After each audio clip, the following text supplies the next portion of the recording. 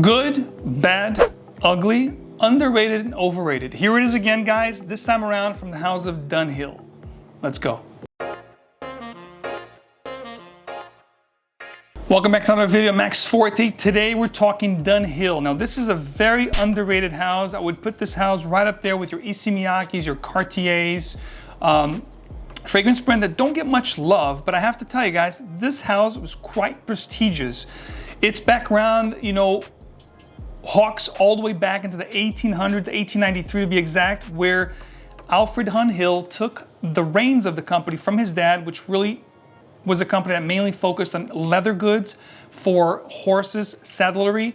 And then Alfred Dunhill started to make leather goods for drivers, for motorists. We're talking about goggles, helmets, jackets, gloves. In the early 1900s, the company then started to delve into the tobacco business, cigars to be exact, and that's when the company really propelled themselves to stardom in Europe.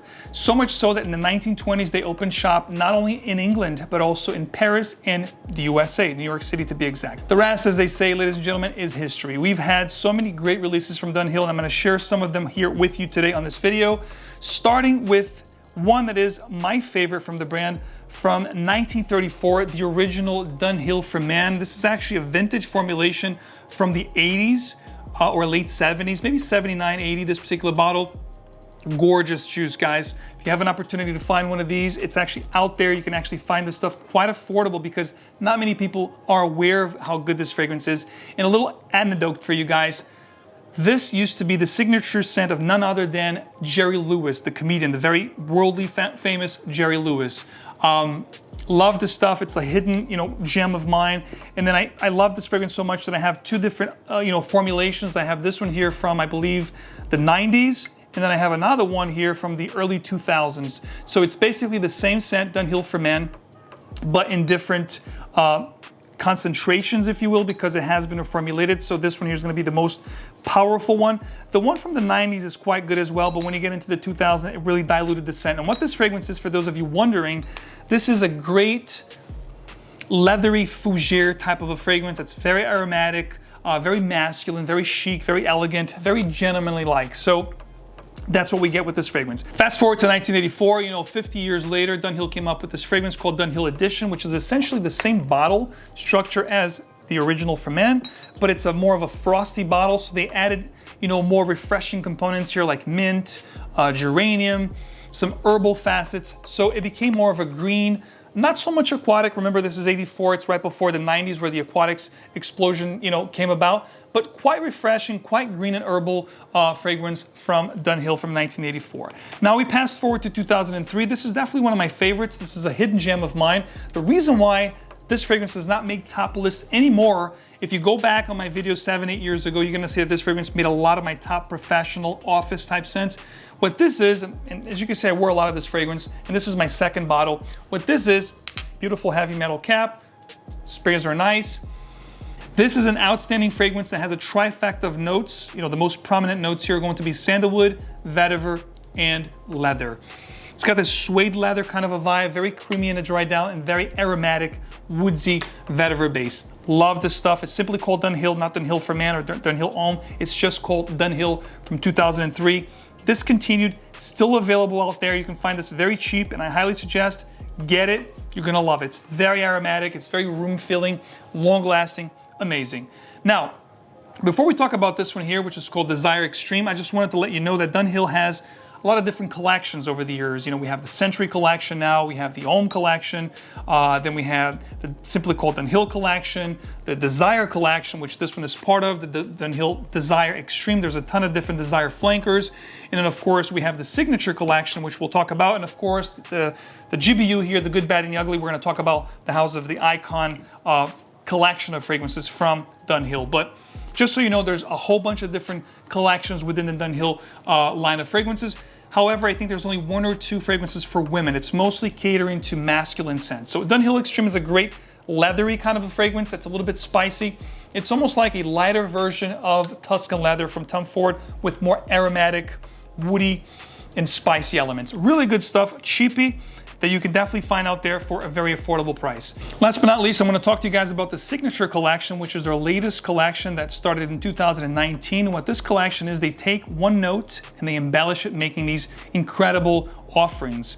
Very similar to the Icon Collection, especially the cap, and then the rest of the bottle here is crystal clear, and you have this nice, concave bottom in the bottles.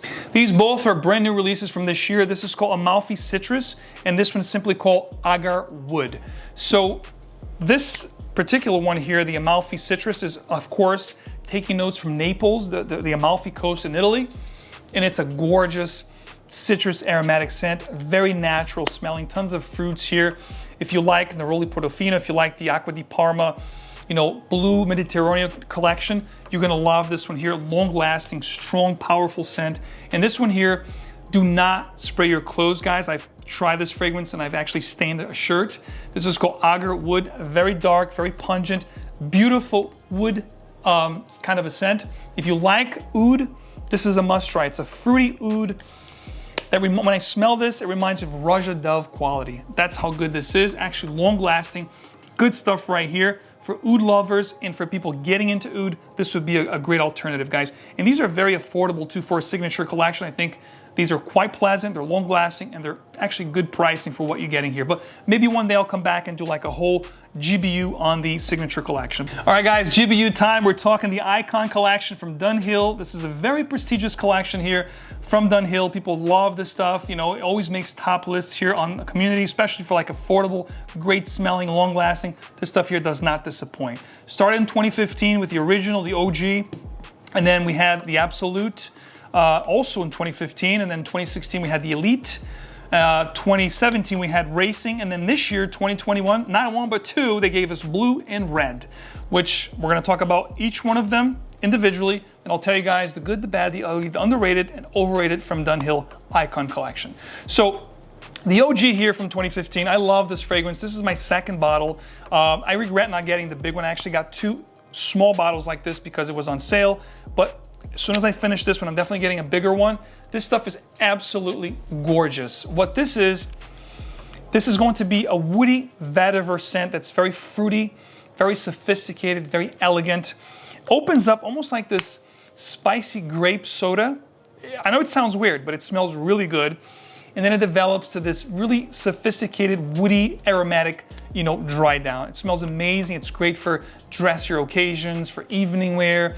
You can wear this as a signature scent. It makes a perfect signature scent. If I had to do like a top 10 perfect signature scents of all time, this would make the list, guys. It's that good. Always makes my professional, sophisticated, elegant, masculine, gentleman type of fragrances. Dunhill, the OG from 2015, just as good as it gets. Also in 2015, it's almost like they did like a day and night wear. Same year, they gave us the Absolute, which is again taking and borrowing all the elements from the original, which by the way, the bottles are so beautiful, guys. These look great on your vanity. This is a strong metal. And what they, I think, emulated here is that one of these bottles to be like the car, like the outside of a car. It looks rugged, it looks beautiful, Dunhill right here. And the noise this makes when you close the caps, it's like the noise that you make when you close the door of your car, of your nice, car that you may drive. So Dunhill Absolute came out also in 2015, and it's basically the night version of the Dunhill Icon IG because it has darker and deeper elements, like a very prominent leather / oud base here. But it's not going to be very pungent. It's actually strong. It's going to last a long time, but it's very well made in the sense it's going to be very aromatic, very inviting, very compelling. There's nothing here that's going to be too daring or something that's going to make people turn their noses. It's going to be something that's going to invite people in. A great scent for more dressier occasions, perhaps, a jacket, not so much a suit and tie, but you can't do suit and tie. You could do even, black tie events with this one. It's that good, guys. It takes this and makes it into a darker, more resinous, opulent kind of a scent profile. Besides the oud here, another note that I also noticed that they have it in this particular fragrance that made it really nice and even stronger than the original was a note of tobacco. Now, fast forward to 2016, the dark bottle, gorgeous bottle, looks like a black tie tuxedo kind of a bottle. Absolutely lovely bottle, even lovelier juice. Now this one here, guys, really darkened the composition. It took the original profile and gave it these really dark, almost niche-like components to the fragrance. This is one of the ones that, you know, from this collection that I tried, and from the get-go, from the first spray, I was like, wow, I need to have this in my collection. This can be daring to some people because there's some elements here that could be a little resinous, a little too much, a little too dark. I also believe there's a dark leather facet in here along with oud and tobacco. I love the scent. It's long lasting, it's appealing. I wear this mostly for evening wear. You could potentially wear this signature scent if you don't go crazy on the sprayer, but I think this is best suited for fall and winter, dressier, and evening wear.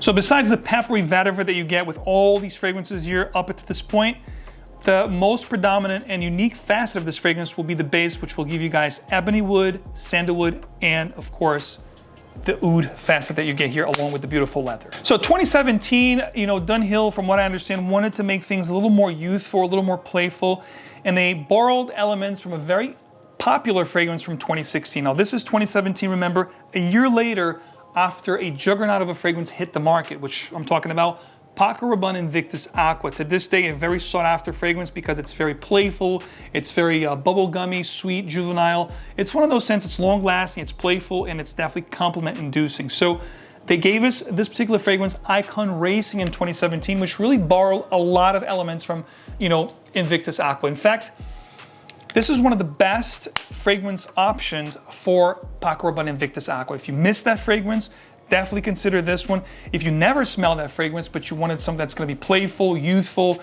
you know, great to wear, you know, for day wear, for dates, something that's really gonna give you compliments and positive notices, definitely consider Dunhill Icon Racing, because it's got everything you want in a very pleasant and playful and youthful kind of a scent. Really great one, but definitely the youthful, the youngest of all the creations here. Everything else is a little bit more mature. I'd say 25 or 30. This one here, 25 or below. The next two we're talking about are the two latest ones from 2021. And I have to be honest with you guys, I was expecting a lot more from these fragrances. You know, we'll talk more about it in a second. The blue one is actually very appealing. And this to me, you know, this is just called Icon Racing. Now these are flankers of flankers, just like these here were flankers of Icon. These two are flankers of Icon, but flankers of Racing, because this is Racing Blue and this one here is Racing Red. So flankers of flankers. Now, I was expecting this to be a lot better. Not that it's a bad scent, but this is going to be more of the same, guys. You're talking sweet, blue. This is Dunhill's answer to Bleu de Chanel, to Dior Sauvage. It's gonna be those blue aquatic aromatic scents with ambroxan, sweet tonka. Been there, done that. Is it a bad scent? No, it's not a bad scent. It's actually good smelling scent. But if you have any of the fragrances that, you know, has this profile that's been done to death, I would stay away from this one because it's nothing new, guys.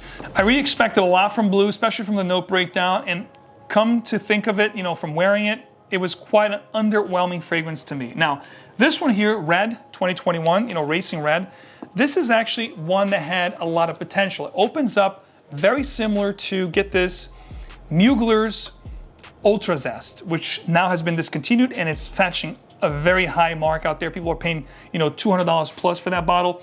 It opens up very big on the orange. Lots of mandarin, lots of oranges here. It's fruity, it's really nice, uplifting, invigorating, refreshing. And it was great into the heart.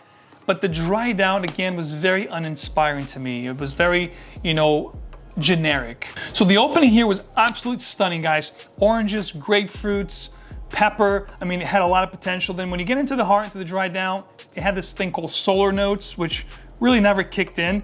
And then the dry down was a semi-sweet, woodsy, musky kind of a dry down. Again, very uninspiring. They do smell good, guys, but they're very generic. If you guys have a collection that already has blue scents, citrus aromatic scents, these are not gonna, you know, be anything inspiring, anything that hasn't been done before. So anything prior to 2017, like these three right here, are, to me, where Dunhill Icon Collection was amazing. This one here, Racing, is good, but it's, again, copying Paco Rabanne Invictus Aqua, and these two, just more of the same. So let's go with the good, the bad, the ugly, the underrated, and overrated. All right, let's do the good, guys. The good from this brand is going to be the OG, guys. The OG from 2015, I think it's just amazing. If you do like vetiver aromatic scents, this is a must-have. It's very elegant, very sophisticated, very appealing. You know, when you want to dress the part and you want people to perceive you in a very gentleman-like manner, this is one that will never disappoint. Never disappoints me, and I'm glad to share with you guys. The good from Dunhill is definitely the OG from 2015, Dunhill Icon. The bad, I think I have to pick one of the ones from the new ones because really uninspiring, and I'm gonna go with this one right here, Red. It starts off with a lot of potential with that peppery, you know, grapefruit and oranges blast, but then as soon as you hit the heart into the dry down, it becomes very generic, very uninspiring, and just very boring. So Red to me, guys, is the bad from this collection. The ugly is definitely gonna be, and again, it's not that it's an ugly smelling scent. I'm gonna say it's an ugly scent just because it tried to copy a lot of the famous blue scents out there and just gave us something, again, uninspiring, boring. I'm gonna go with blue. These two right here, guys, brand new, not gonna be worth the money right now, especially retail. I would say wait a little while if you must have this because you wanna collect them. Pick these up, heavily discounted in a few months to come. So blue, to me, the ugly. Now, the most underrated has to go to the Elite, guys. I absolutely love this fragrance. It's one that you don't hear much about, and this is just an amazing scent because they took the original DNA, the peppery vetiver, and added this leather, sandalwood, ebony wood nuances, making it even darker. Very niche-like composition. If you love the note of pepper in your fragrances, this is an incredible scent. Just like the bottle, it's dark, it's opulent, it's resinous, it's gentleman. This is like a perfect leather jacket or a dark suit that you would wear to really make your presence felt along with a beautiful scent. So Elite, to me, the most underrated from this collection. Now, straight up to the overrated, it's gonna have to go to Racing, just because it reminds people of Paco Rabanne Invictus Aqua, which that in of itself was a very, you know, overrated scent. I will give it to Icon Racing. Not that it's a bad scent, guys. It smells really good. It's gonna get you confident. It smells great. It smells like a fragrance that smells amazing, which is Paco Rabanne Invictus Aqua, but it's definitely the most overrated from the brand. All right, guys, I wanna know what you think, not just from the Icon collection, but from the whole house of Dunhill. Which one is your most appreciated fragrance from this collection, from this house, from Dunhill? Most underrated, most overrated, maybe something I didn't talk about it here in this video that you guys really think I should check out from this collection from Dunhill. Please be sure to sound off below. And for future GBUs, what other houses you guys want me to cover here on the channel for the GBU, you know, good, bad, ugly, underrated, and overrated fragrance reviews. Guys, thanks so much for hanging out with me. If you do appreciate this channel, if you do appreciate what I do here, don't forget to show your support, leave me a like, subscribe for a lot more, and of course, hit the notification bell icon so you get these videos straight up into your feed. So as always, guys, be sure to choose your fragrance wisely and wear it well. And of course, if you guys enjoy GBUs, be sure to check out this Mancera video here that I talk about some vintage fragrances and talk about the good, the bad, the ugly, and the whole house of Mancera. And how about this one here, MFK, Maison Francis Kurkdjian. Check it out, guys. I'll see you right back here again very soon. Take care.